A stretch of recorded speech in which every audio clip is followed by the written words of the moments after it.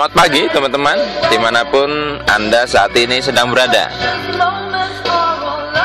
Berjumpa lagi dengan saya setelah sekian lama jeda dalam program audio yang saya share secara free di dunia maya.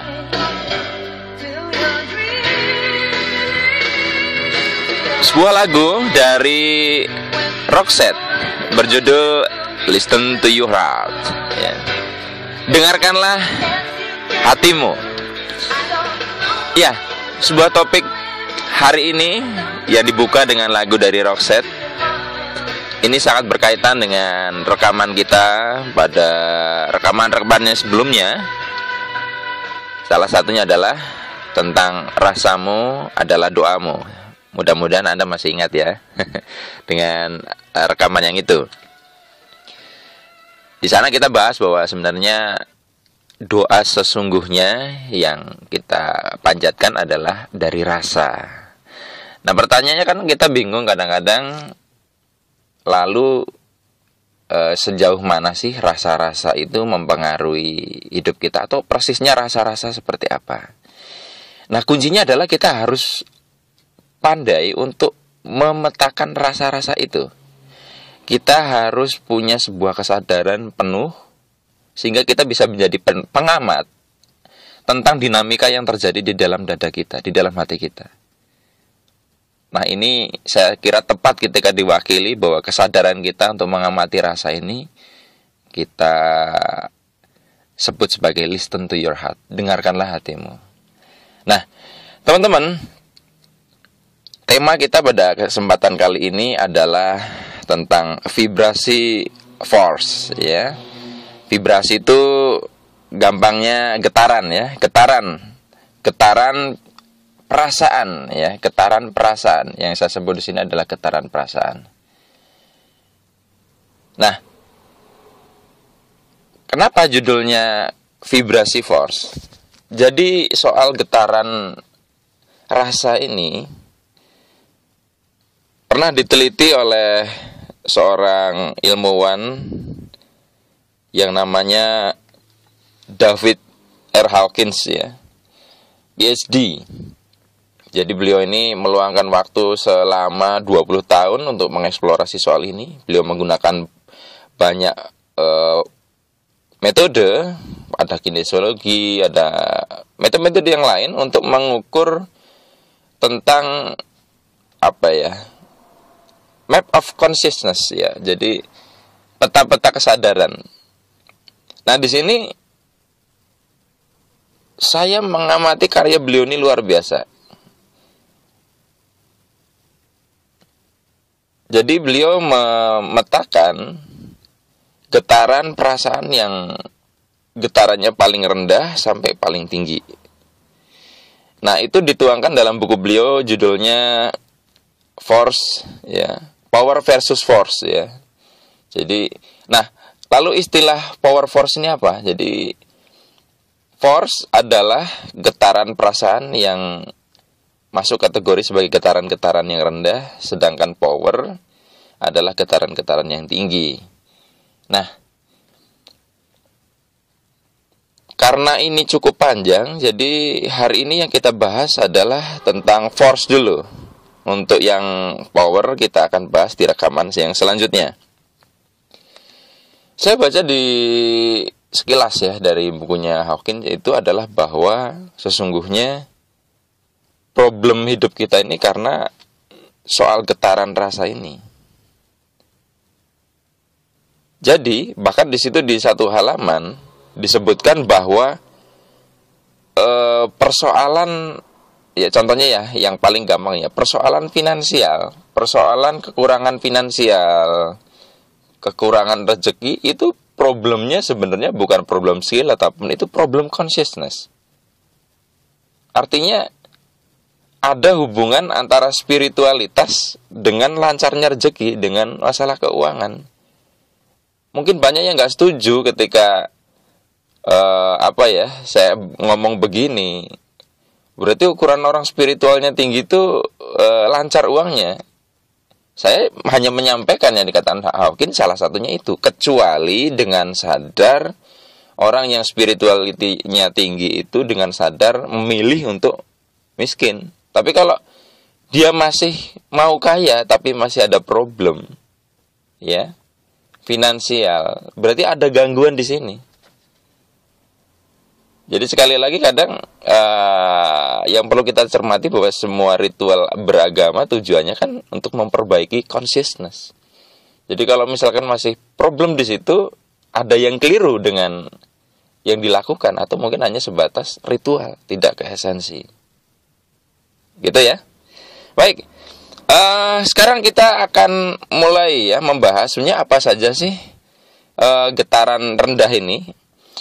Jadi kalau misalkan saya nggak mengatakan gini ya, saya nggak mengatakan bahwa force lebih baik dari power dalam artian artinya force ini terus sepenuhnya jelek gitu, enggak. Tapi kalau kita sehari-hari dominan berada di force, di getaran rendah, maka hidup kita tidak baik. Oke, kita lihat. Ini saya akan bahas mulai dari bawah. Jadi getaran yang paling rendah sekali sampai paling atas di tabel force dulu. Yang paling bawah adalah perasaan malu. Merasa tidak berharga yang menyebabkan kita menolak sesuatu atau seseorang. Artinya ini berarti orang yang nggak nerimo kan. Nah, ini dalam tabel force yang diungkapkan Hawkins, ya, rasa malu ini paling bawah.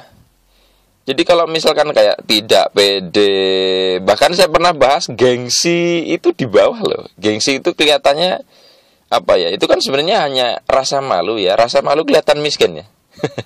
Yang di casing ya sehingga nampak berada. Itu rendah loh getarannya. Saya pernah punya pengalaman hidup, saya dulu orangnya gengsian, yo nggak baik hidupnya. Jadi rasa malu, tidak berharga, ini paling bawah. Karena nanti di sini bahkan Anda sulit menerima diri Anda sendiri kan. Kita sulit menerima diri kita apa adanya. Ya, rasa malu. Nah, di atasnya lagi, ya di atas rasa malu ini ada rasa bersalah. Perasaan bersalah. Nah, mirip nggak dengan perasaan berdosa? Sama. Loh, berarti salah dong orang kita merasa berdosa. Ya, kita sekalian bahas ya. Jadi rasa bersalah ketika berkepanjangan ini bahaya. Lupa kalau orang nggak punya rasa bersalah kan nggak mau tobat. Nah justru itu tobat adalah ya tobat mohon ampun tujuannya adalah membebaskan kita dari rasa bersalah. Jadi banyak-banyak mohon ampun itu tujuannya membebaskan kita dari getaran rendah ini. Karena otomatis orang kalau melakukan sesuatu yang tidak baik, muncul rasa bersalah. Pak, di permukaan dia kayaknya melakukan sesuatu yang salah, baik-baik aja tuh, nggak pernah merasa bersalah. Tunggu dulu, di bawah sadar belum tentu. Ada nilai-nilai yang memang bawaan, manusia lahir itu udah ada bawaan baik buruk. Itu sudah ada. Bahkan mungkin itu diwariskan dari DNA orang tua kita. Jadi rasa bersalah ini nomor 2 dari bawah. Nah, 2 terbawah berarti kan rasa bersalah dan rasa malu. Ini kalau Anda menjalani hidup dengan 2 getaran ini, wah gawat, beneran. Makanya disebutkan ini paling dekat dengan kematian. Jadi di bawah tabel force ini kalau sudah di bawahnya lagi adalah death, kematian.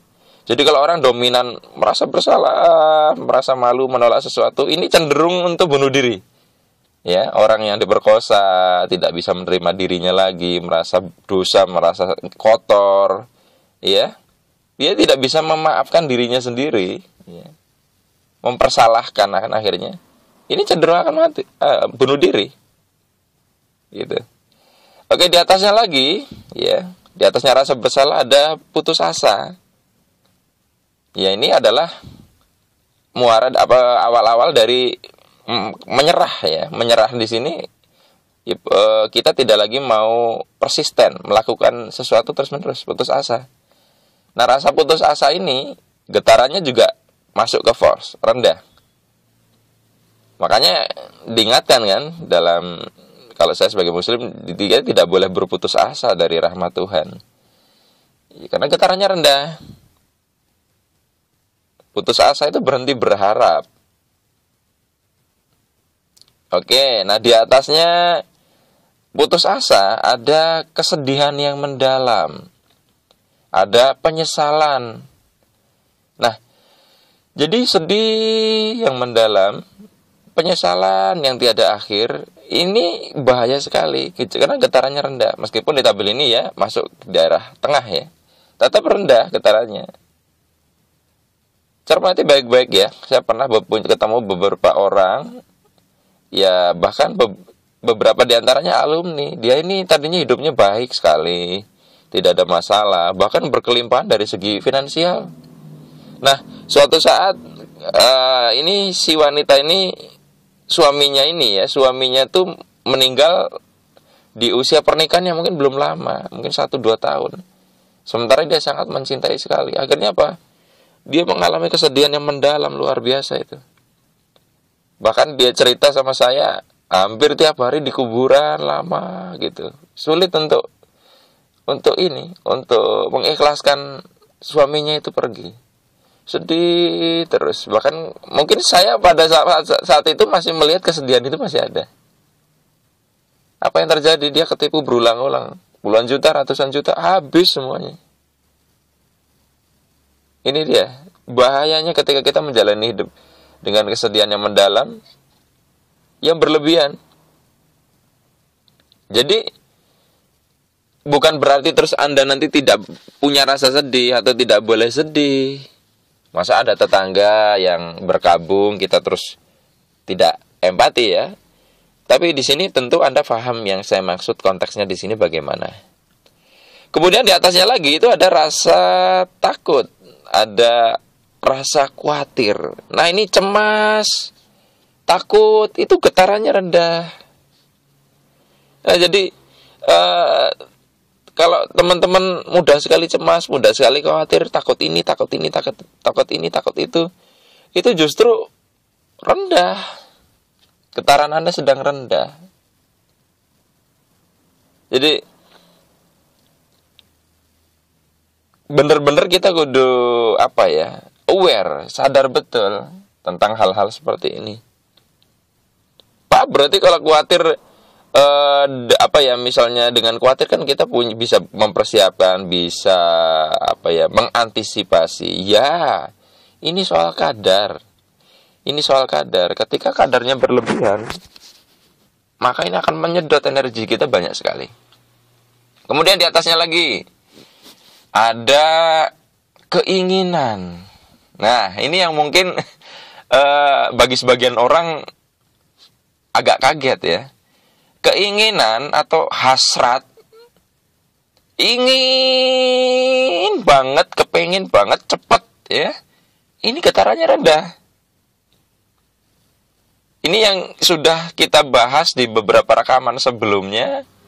Semakin kita menggunakan getaran ini ya, kepengin cepet ya. Ini justru akan membuat yang kita cari ini menjauh. Karena disinilah letak kemelekatan, kita melekat, menempel dengan hasil. Bukan berarti keinginan ini terus tidak ada atau tidak baik ya, tapi ini kadarnya sudah berlebihan.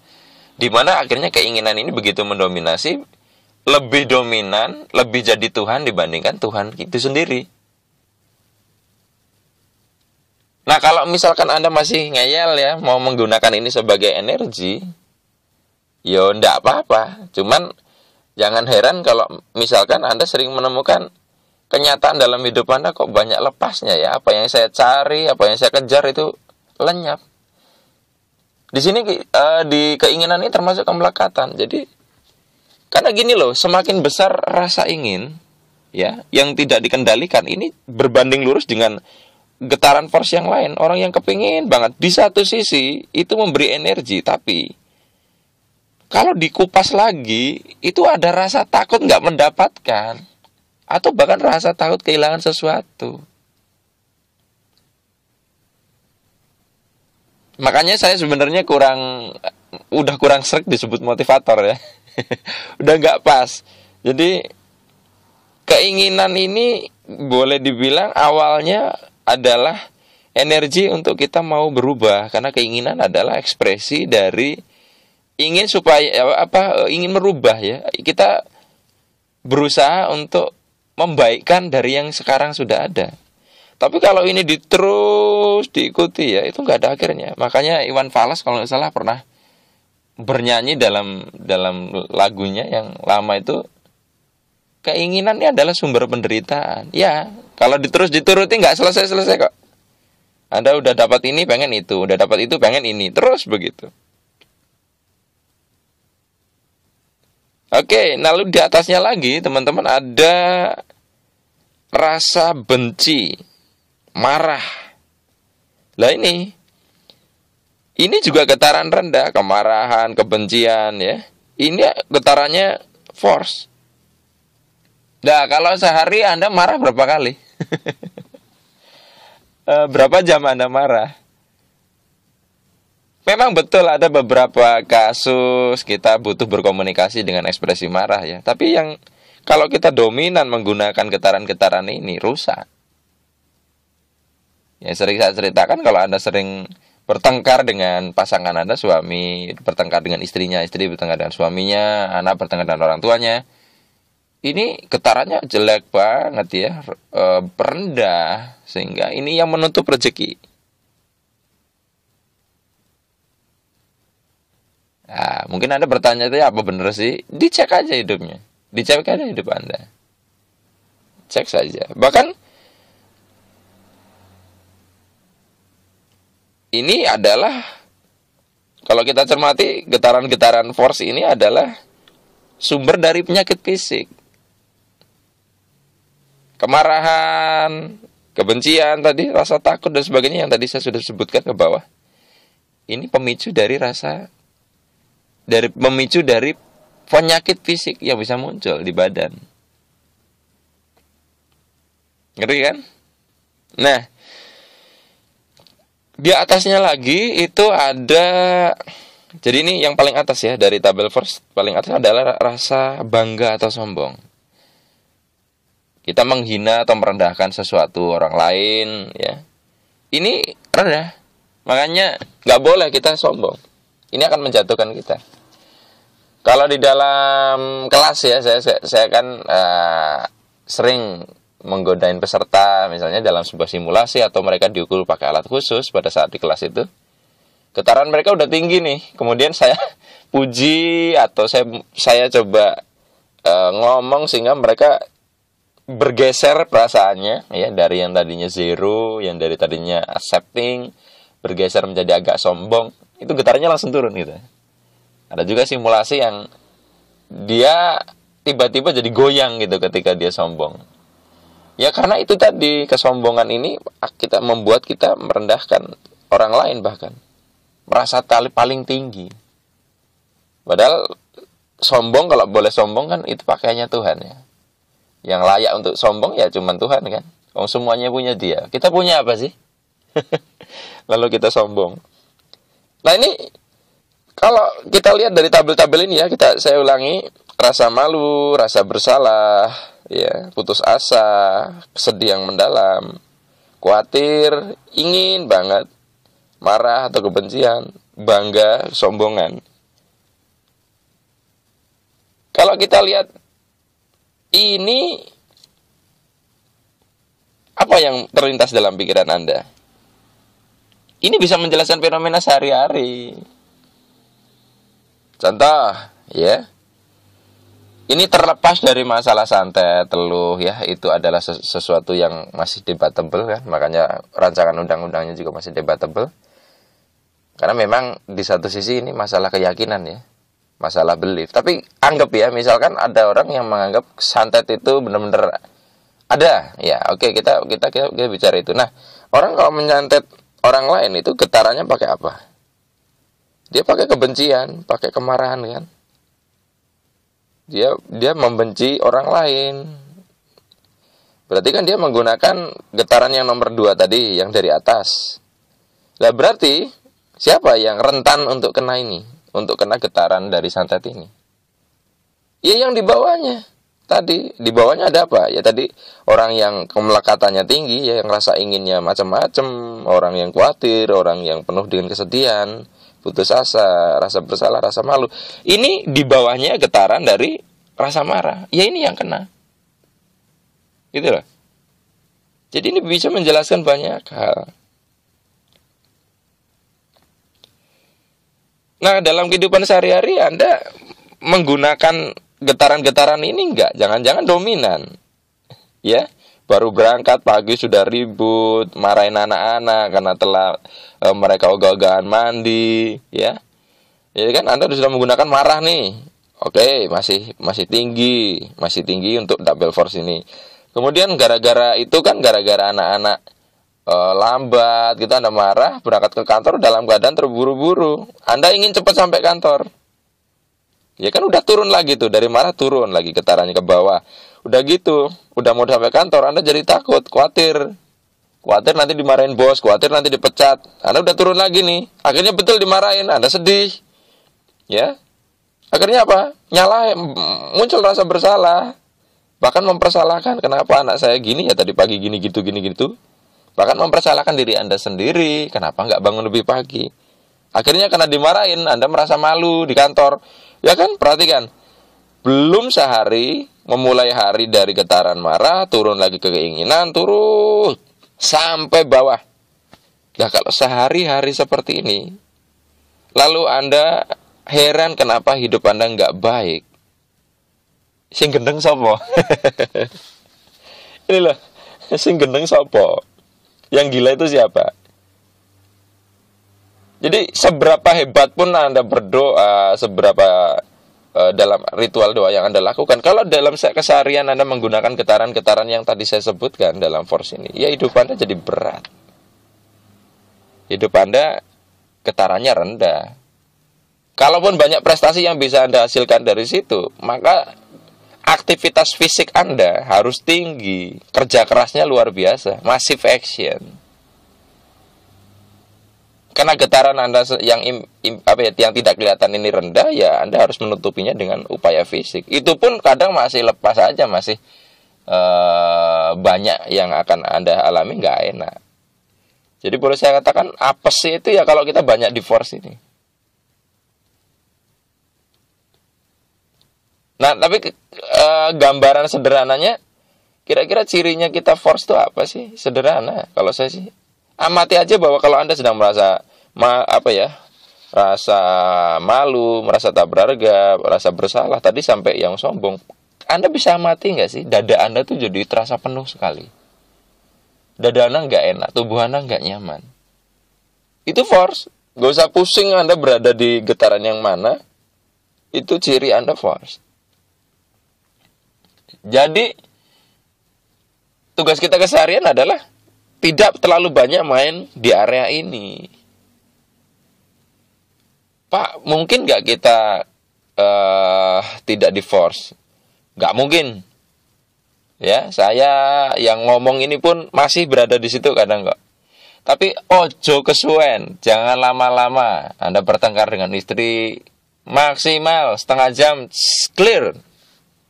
Terus besoknya ya jangan terus bikin agenda lagi kayak gitu. Jangan bikin agenda untuk bertengkar lagi. Jadi manusia selalu bergerak nanti dari getaran tinggi rendah karena that's life.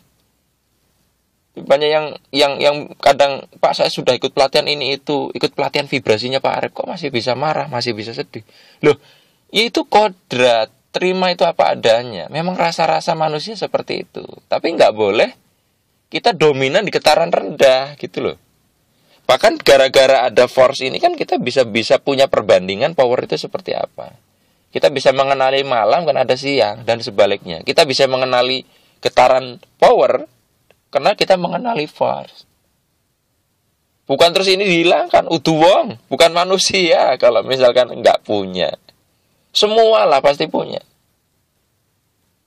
Bohong kalau misalkan ada seorang trainer misalkan bilang nggak pernah merasakan yang rasa-rasa tadi dalam kesehariannya sampai sekarang pun, meskipun dia sudah belajar ini itu pasti ada. Sama, saya juga sama. Hanya bedanya apa? Kesadaran. Ada orang marah nggak sadar, ada yang sadar. Sehingga dengan menyadari ini sudah switch. Oke, teman-teman, hanya ini yang bisa saya bagikan pada kesempatan kali ini. Bagi Anda yang masih penasaran atau ingin mengkaji lebih jauh tentang materi ini, Anda bisa bersahabat dengan saya karena sudah full di Facebook ya. Jadi Anda bisa menggunakan menu follow Facebook saya, semogarif@gmail.com, semogarif@gmail.com, atau Anda bisa berkunjung ke website saya, http://ikhlaspasrah.com. Nyambung ya, ikhlaspasrah.com. Itu artikel-artikel tentang ini saya juga share di sana. Dan di sana juga ada nomor kontak saya, baik PIN BB dan sebagainya, Anda bisa lihat di sana. Baik, kita ketemu lagi di rekaman selanjutnya untuk melanjutkan pembahasan kita, karena ini masih baru kita bahas tentang getaran force ya. Kita akan bahas tentang getaran power di next rekaman. Terima kasih teman-teman atas atensinya. Mohon maaf bila ada kata-kata yang kurang berkenan di hati Anda. Saya akhiri. Billahi taufik wal hidayah. Wassalamualaikum warahmatullahi wabarakatuh.